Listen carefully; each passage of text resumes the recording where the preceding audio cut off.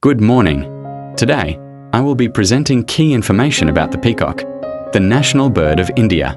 The peacock, scientifically known as Pavo cristatus, was officially declared India's national bird in 1963.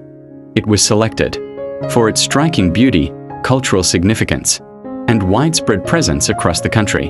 The male peacock is admired for its radiant, iridescent blue and green plumage and its long, elaborate tail feathers, which feature eye-shaped patterns called ocelli.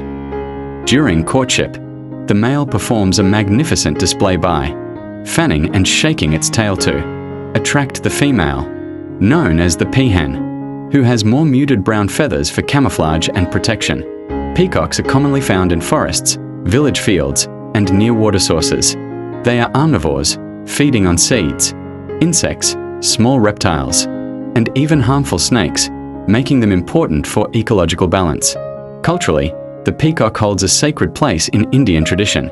It is associated with Lord Krishna, goddess Saraswati, and symbolizes grace, pride, and purity. Protected under the Wildlife Protection Act of 1972, the peacock remains a living emblem of India's natural and cultural heritage. Thank you.